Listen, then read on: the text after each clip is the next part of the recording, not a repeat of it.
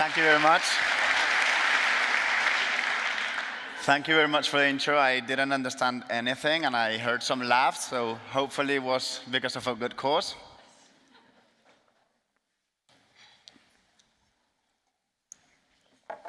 So yeah, I'm Yannick Kwik, and I'm the director of Fuckup Nights. What is Fuckup Nights? Have you guys ever attended a Fuckup Night? Can you lift your hand if you ever attended a Fuckup Night? Okay, I see a few hands. Is this a clicker? There you go. We always have to do a fuck-up in our conferences. So I like to explain Fuckup Nights with one image, which is the one that's going to show up here. So in the first image, we can see what companies look like, what people talk about their companies, and how everyone perceives companies around the world. But in reality, companies look a little bit more like the second image. And at Fuckup Nights, we try to talk about those stories that are a bit more vulnerable, more real, more human. And it all started in Mexico City in 2012, when the 5 co-founders were having some mezcal, which is a kind of handmade tequila. And they got vulnerable and tipsy, and they started sharing their own failure stories. And they found out that even though they were all very good friends, they didn't know that each of them had a business failure story. And it sounded interesting. They had one of the most meaningful business conversations ever. And they say, why shouldn't we just replicate this conversation but open it to the public so people can come in and join us and have 3 speakers on stage. They could share a failure story using 10 images in 7 minutes. And they said, okay, let's wait for tomorrow. Maybe we're too drunk. And they met the day after, and indeed, they agreed that it was a very good idea, and they launched the first Fuckup Night ever. So they bought some beers, they invited 5 friends, each of them. They had 3 speakers on stage, and it was a success. People loved it. And it started to happen on a regular basis, every month in Mexico City, as an almost underground event. So they didn't have social media platforms, they didn't have anything. It was basically word of mouth. Until they opened up social media platforms, and other cities in the world approached the founders and asked them if they could replicate that format in a different city. And slowly, it started to pick up. And right now, Fuckup Nights is present in 250 cities in 80 countries, which represents 40% of the world. And talking about numbers, only last year we had more than 800 events. More than 100,000 people attended our events. Almost 2,500 speakers shared their story. That's just last year, but we have way more stories than that. And we had Fuckup Nights in 27 different languages. And people ask us, how do you guys survive? Like, don't you fuck up all the time? And we do. And how do we make money? So at the beginning, we didn't make money at all. Then we started charging a very small membership fee to the cities that were organizing Fuckup Nights that covered certain part of our operations. We've worked with sponsors as well, but it's a bit hard. There's a lot of events out there. But slowly, companies started to approach us to ask us if we could replicate these sessions that are on a monthly basis in those 250 cities, and they are open to the public and pretty much always free and with free drinks, etc. So if we could translate this into a corporate environment and do Fuckup Nights for companies, sometimes with external speakers from relevant industries for them, or sometimes with internal speakers where we train those speakers on how to speak transparently, honestly, with a feet in the ground about their fuck-ups. And those are a number of the companies we've worked with, but we also do something different, which is research. The Failure Institute is the research arm of Fuckup Nights, and it started when someone asked us, hey, why do companies fail in Mexico? Do you know what are the most common reasons behind business failure in Mexico? You must know because you've heard thousands of stories. And to be honest, we had no idea. we had some notions about what we heard at our events, like contracts. People fail because they sign contracts they shouldn't, and be careful with those. Or because they don't sign contracts and basically they hand over the company to their partner. Or people fail because they launch too early. Sometimes you, like her. Sometimes you have a deadline, you need to commit to a deadline because you already covered certain costs and your product or service is not ready, but you still need to commit to that deadline. Then you just launch and you get smashed like our friend. Or problems with business partner and teams. That happens all the time. But those were, as I said before, assumptions. That wasn't a data-driven answer to that person.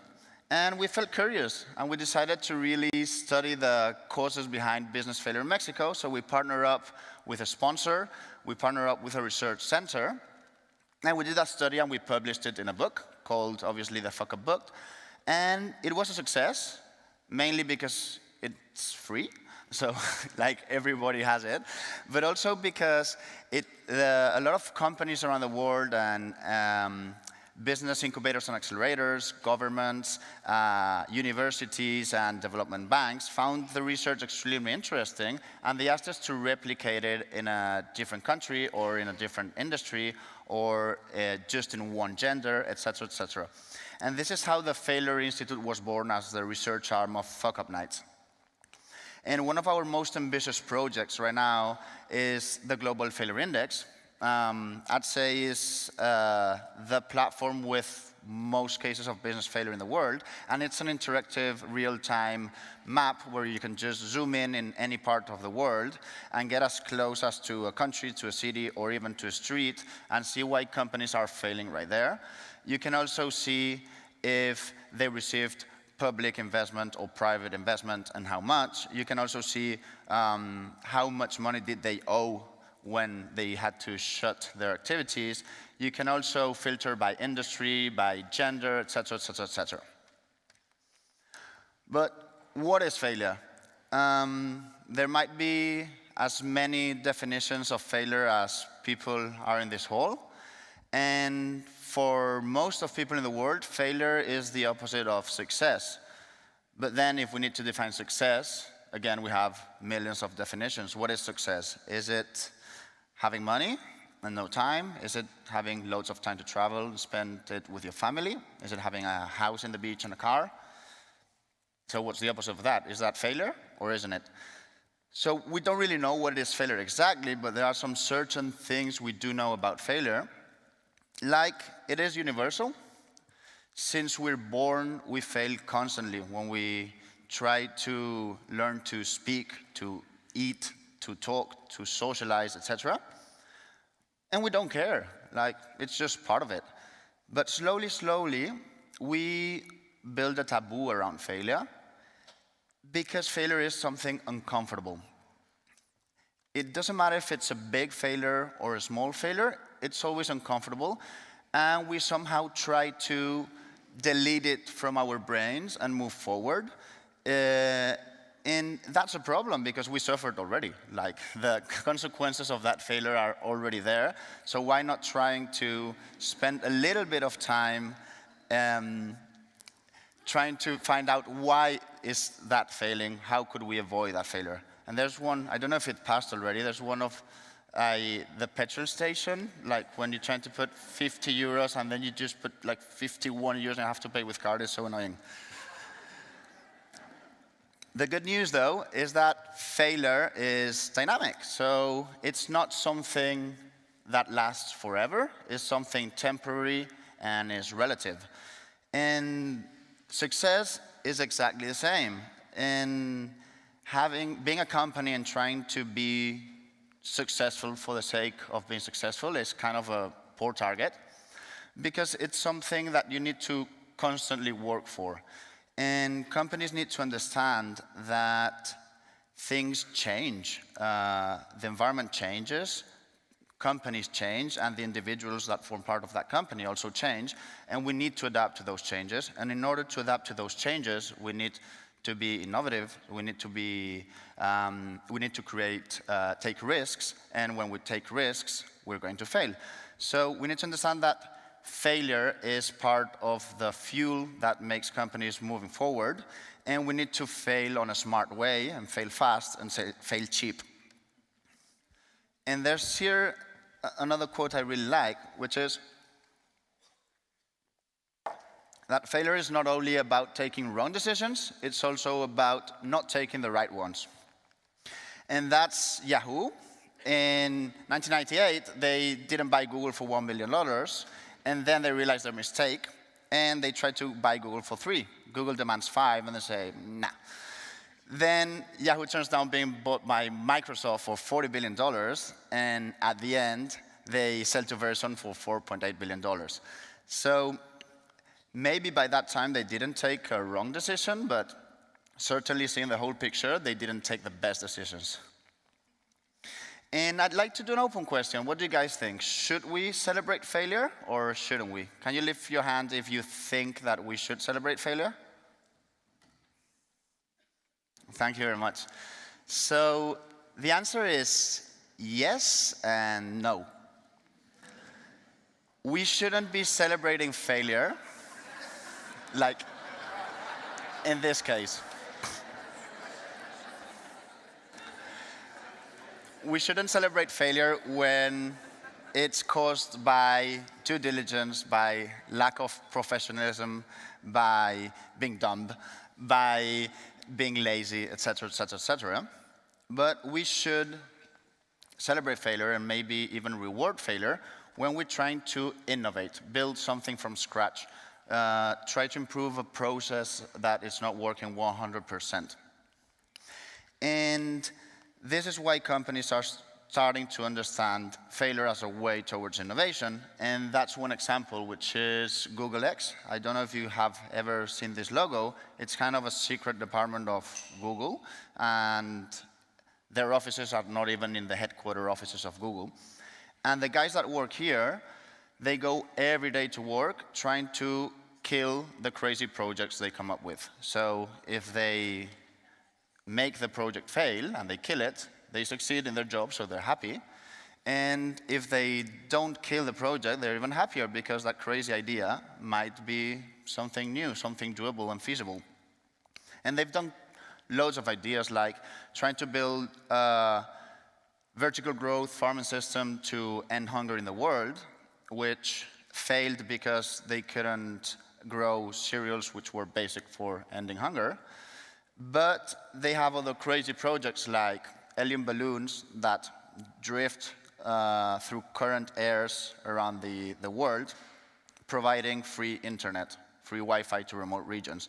And this project is still alive, and it has done tens of pilots, and we already have loads of those globes wandering around Earth and giving signals of free Wi-Fi. And failure is a state of mind. As I said before, what it is failure to you might not be failure to me, and what it is failure to me today might not be failure to me tomorrow. And there's a psychologist called Carol Dweck from Stanford University that started doing studies and experiments with children, and she realized there were two kinds of children, children with a growth mindset and children with a fixed mindset. And then she started doing those studies with older children and then with adults, and she found out that those two kinds of people were exactly the same in children than in adults. And people with a growth mindset see failure as an opportunity to grow. They think they are born with certain skills, but if they work hard, if they work enough, they can develop new skills. Those people love challenges, they love trying new things, and they take feedback as something constructive that's going to make them better people and better professionals. However, we have people with a fixed mindset, which see failure as a limit of their abilities. They believe they are born with certain skills, and if they're good at something, they will be good forever, so brilliant. If they're not good at something, they're don't even need to train because they don't believe they can develop those new skills. Those people get extremely frustrated when things don't work out, especially if it's something they believe they're good at. Those people take feedback on a very destructive way, and they just stick to what they know. They don't like to try new things. And it doesn't mean that there are only people with a growth mindset or people with a fixed mindset. Some of us are growth mindset for some parts of our lives and then fixed mindset for parts of our lives. So it is important to understand where we are at, especially at work, because it's where we can tend to feel more frustrated, and try to balance the growth mindset wave a bit more, and also to identify the people that have a growth mindset, especially when we are running cultural change campaigns, etc., because those are going to be the ones that are going to impulse those changes.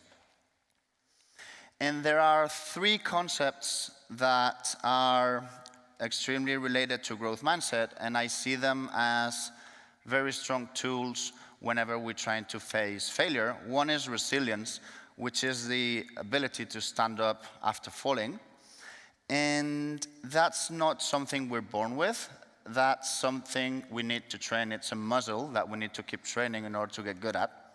And a lot of companies are building idea labs, like a small version of Google X, not for the sake of building a new product or service that can potentially become a new revenue stream, which could be okay, but more to get their employees to spend some time on getting more tolerant about frustration and becoming more resilient.